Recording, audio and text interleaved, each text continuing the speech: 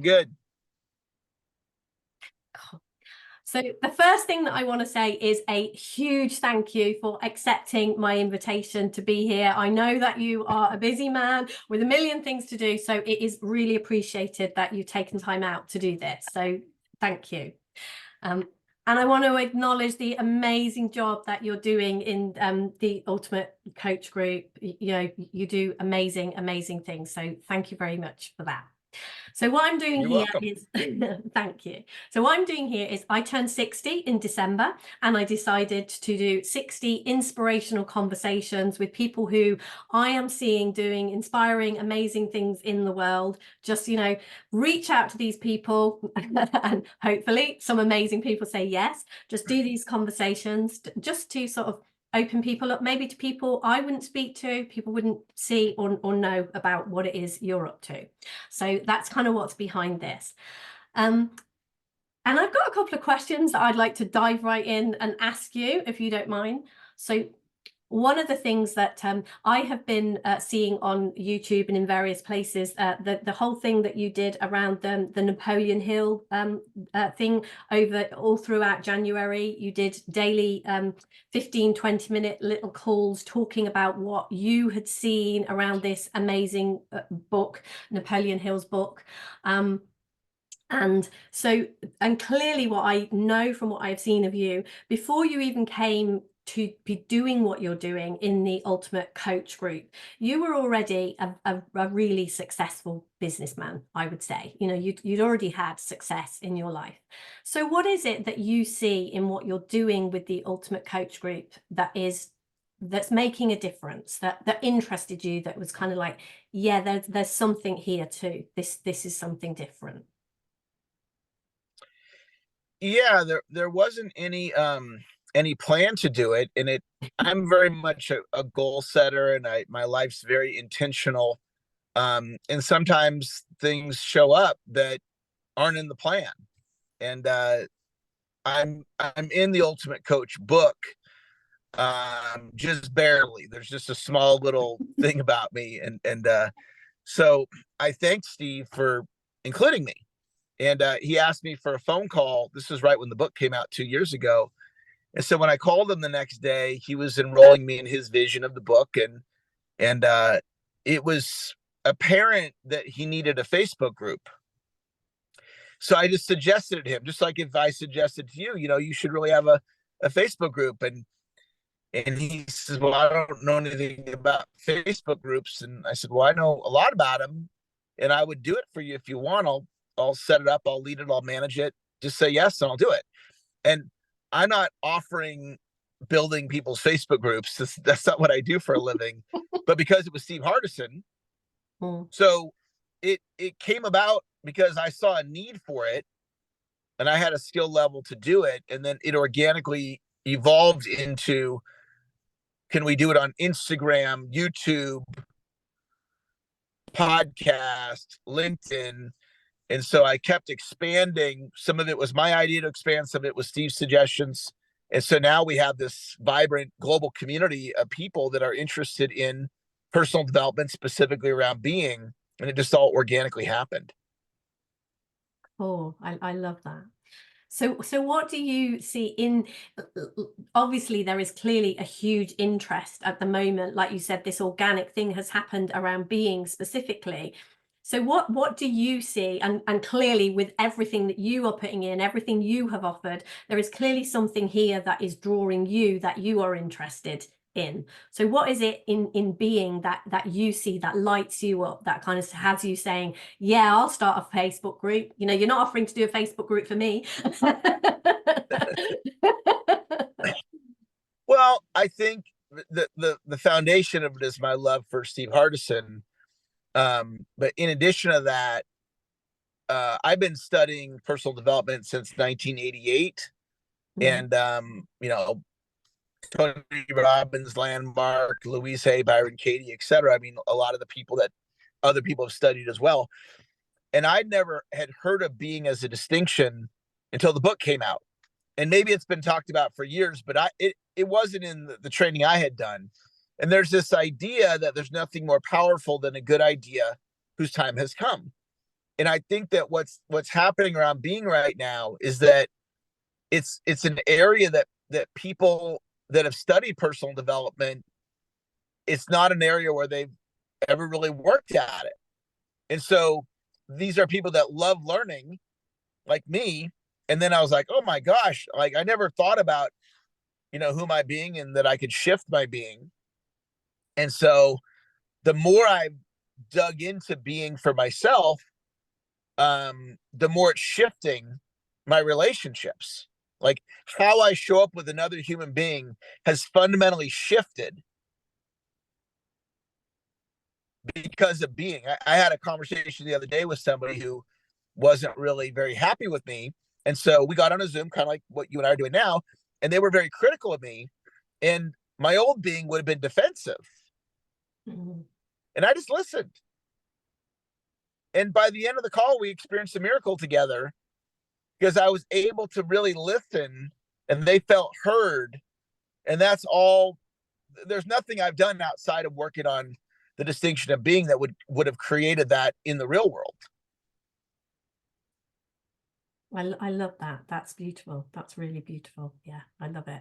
And there is, I really hear in what you're saying, an idea of its time, because it's not new in essence. We've always, and we can, and I'm sure you can trace times back to other times when it's like, oh yeah, what actually happened there when that great thing happened was I shifted my being, but I wasn't aware of it. Yeah. So it's bringing an awareness maybe to something that you already knew how to do, but actually becoming aware of it has opened it as a possibility to do it in more places. Yeah, what I'm teaching people is these ideas. We're always being. So none of us are teaching anybody how to be. We're always being. And I can observe my being. I can take a look and I can choose to shift it. So that's those three ideas is what I want to share with all of humanity. And I will spend a part of the rest of my life speaking that message. We're always being. I can observe my being, I can shift my being. And with that awareness, I can look, for example, if my marriage isn't doing so well, and my marriage is great, but let's just say it wasn't, I can take a look and instead of pointing my finger at my wife, I can go, okay, who am I being? Maybe I'm being unattentive. Maybe I'm being not prioritizing her. Maybe I stopped doing the things I did when I courted her.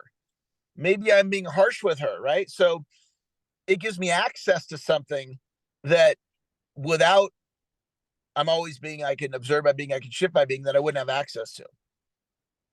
Mm. And I love the simplicity around that.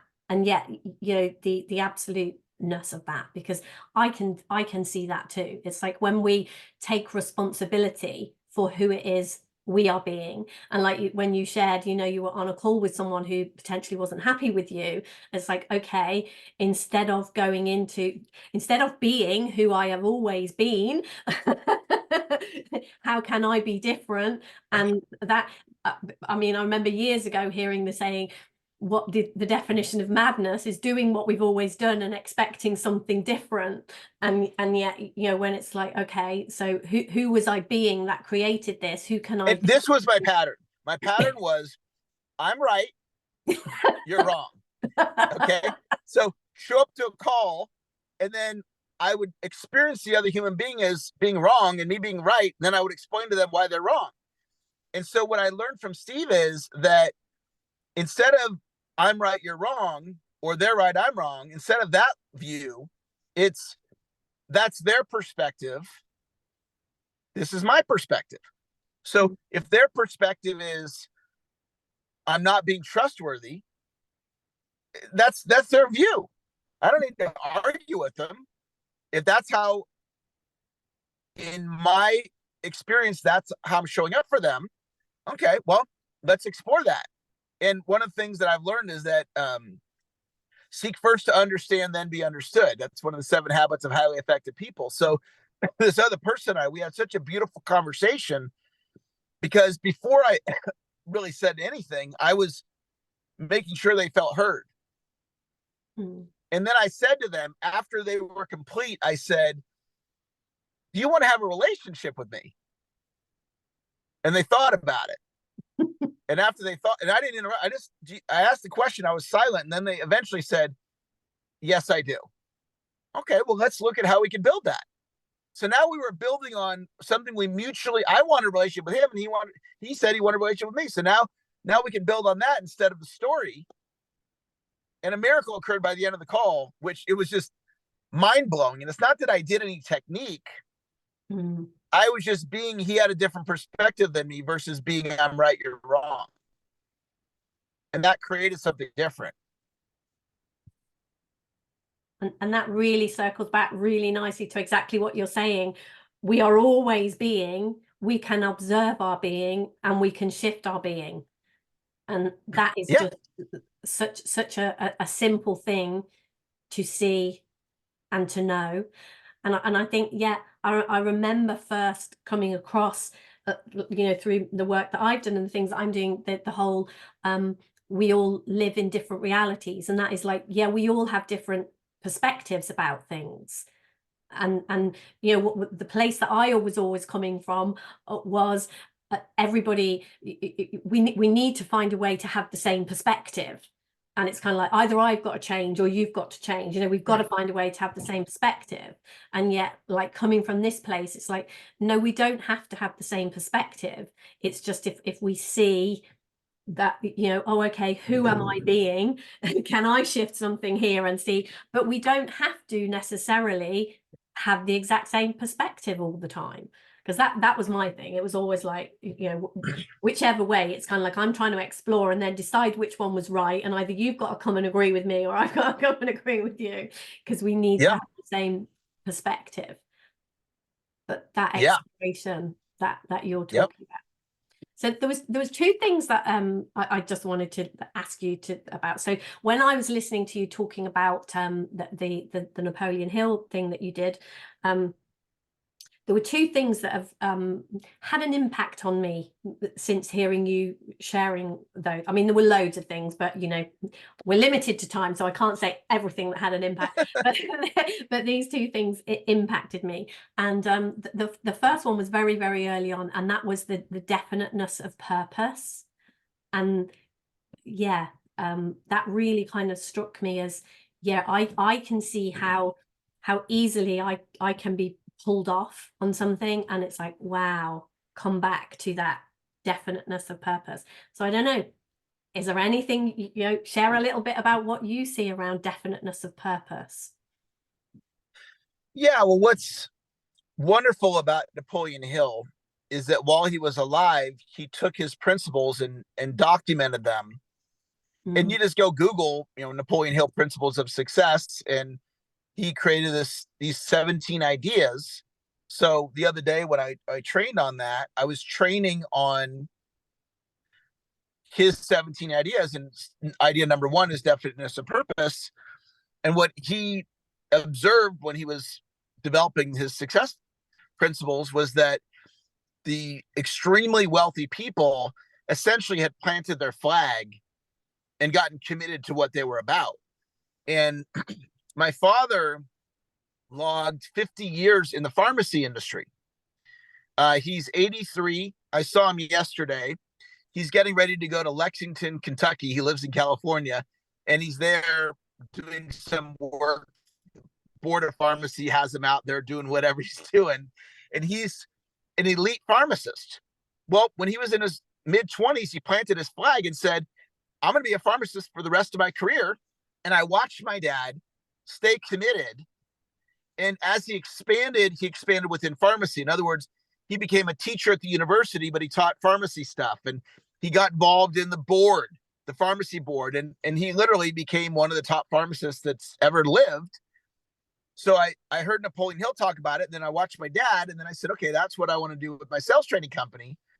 At 28, I planted my flag. And I said, I'm going to essentially do sales training until my last breath. And then when the being movement came around with Steve Hardison, I then added that and said, okay, in addition to my sales training, I'm going to do the being till my last breath. And then right now I'm in the process of setting up a hunger nonprofit that's focusing on hunger initiatives. So those are the three things that I'm going to do in addition to my God, fitness, my marriage, and my family. So that's kind of the Reader's Digest version of my life. I'm committed to a handful of things, and that's it. I love that. I love that. And I really want to acknowledge, you know, from what I have seen of you, from when I've been on these things that you've been doing, and when I've seen you around the group, your commitment, that really shines through, that commitment. And I think that, you know, when I said I want to speak to people who are inspiring me, your commitment to this really inspires me. It's kind of like, yeah, you really, you speak that commitment, and you show up as that commitment. And I can see very much when you agreed to this call, you know, I was shaking in my boots a little bit. Then it was like, right, who are you going to be on this call? Who are you going to show up as on this call? Are you going to show up as someone who is less than somebody like this? And it's like, no, I am committed to what I'm doing. I am committed to sharing. The 3 principles was where I came into this, and I had a huge life-changing experience about that. And I planted my flag and was like, yeah, I am committed to sharing what changed for me to help other people have that experience and share, you know. And it's kind of like, no, you've made a commitment too. So you show up as a leader, as a commitment, because this amazing man has said yes. So you show up, you step up to do that. So it's kind of, you know, thank you for that as well. So and I'm happy to be here. I was happy to receive your invitation. I was happy to say yes. I'm happy to be here for you. I'm happy to be here for anybody that watches the recording of this. It's an opportunity for me to continue to express my ideas. Is, you know, part of what I'm about. And what I love about commitment, it doesn't cost anything. And everybody has equal access. So when we show up in that way with our fitness or our spiritual life, or if we're married or in a committed relationship, in our business, you know, we get to choose commitment. Everyone has equal access, doesn't cost anything, but it's so powerful. Yeah. And that really ties in nicely to so the other thing that pretty much right at the end had a huge impact on me. So it was only a few days ago that I actually listened to this, and it really fits in nicely to that, like having a definiteness of purpose, and then making a commitment to that. And then I heard when you talked about overwhelm one day, and you said, when we're in overwhelm, if we can just come to a place of do the next right thing. And that really, it was like, oh my gosh, again, that is so simple. But when we have got a definiteness of purpose, when we are committed, and then we're just like, do the next right thing. And as I say, you know, for me, just showing up on this call, it was like, you have a definiteness of purpose, you're committed, just do the next right thing. Do it. Show up as who you are being. Show up as who you are creating yourself as. And it's that made doing this a whole different experience for me. So that there's such power in these little things. So yeah, I mean, I would love you to expand. Well, if we take out a page out of Steve Hardison's playbook, if you will, you know, he's about declarations. And the difference between a declaration and an affirmation is a declaration, we're declaring a state of being. So the do the next right thing idea as a declaration, if I'm being that, meaning right now I have, you know, a full day of activities in front of me, got all kinds of stuff going on. I'm not in 1 ounce of overwhelm though, because I'm right here with you right now.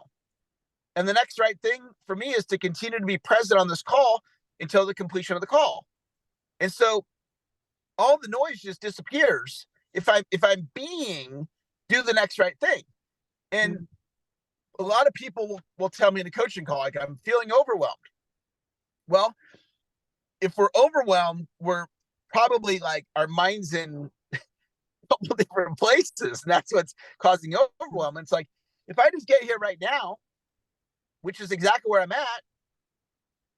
I don't have any overwhelm, and I'll go through my day today. The amount of overwhelm I'll experience will be so minimal because I'll just be present, and I'll just keep. I don't necessarily have to keep telling myself do the next right thing, but I'm present to that as a state of being, of just being that. So when I get home with my wife, I won't be bringing work into my conversation with my wife unless she asks me about my day.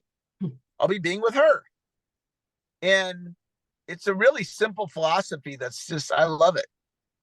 And I do too. And you just express it so beautifully. And it was like you say, I think it is with all of this, with the being, with the definiteness of purpose, all of these things. What I love about it is, like, I heard that do the next thing, and I've been really, that's been so helpful to me over the last few days. And then it's like I can just see a moment where that is just going to become a part of my being, because I've seen these other things when we commit, when we have got a definiteness of purpose, it's just like, yeah, it's just so easy to do the next right thing. And I don't have to, you don't have to think about it, you don't have to have it there as a thing, but it's just like, oh yeah, that's what I'm showing up doing. I'm just showing up, do the next right thing, do the next right thing. And it is, it's so easy. I'm aware that your time is really, really precious. And yeah, so is there anything else that out of our conversation, is there anything else you'd like to share before we wrap up? Well, one of the most powerful states of being is acknowledgement. And I want to acknowledge you for reaching out to me. I didn't know that you were accessing courage as part of it. And I want to really acknowledge you for stepping into your courage and making the invitation so that could create the space for you and I to have this really beautiful time together today. My day's better because of you and your questions and us just being together today. And I want to acknowledge you on, I think you said you want to have 60 conversations, and you're doing that. Yeah. You know, putting yourself out there and creating this growth for yourself, and also for, you're also benefiting those 60 people that you're having those conversations with. So tremendous work. Thank you. Thank you. That was that really touched me. Thank you. Thank you very much. And I want to truly acknowledge you for accepting my invitation and being here. I've really, really enjoyed our time together. And I know you're not coming over to Birmingham, are you, for the event in Birmingham, unfortunately? I won't be here for this year, but I do plan on, if all goes the way I would love it to, you know, would do it probably like annually. So yeah, there will be a day I will be able to get over there, and be wonderful to meet in person. yeah, absolutely. Let's make that a date. If you get over here, let's make sure we speak. And okay, we'll do it. Cool. Thank you so much for your time. And yeah, thank you. That was beautiful. Thank you very much. Much You're welcome. appreciated. Thank you. Take care. Okay, bye. Bye.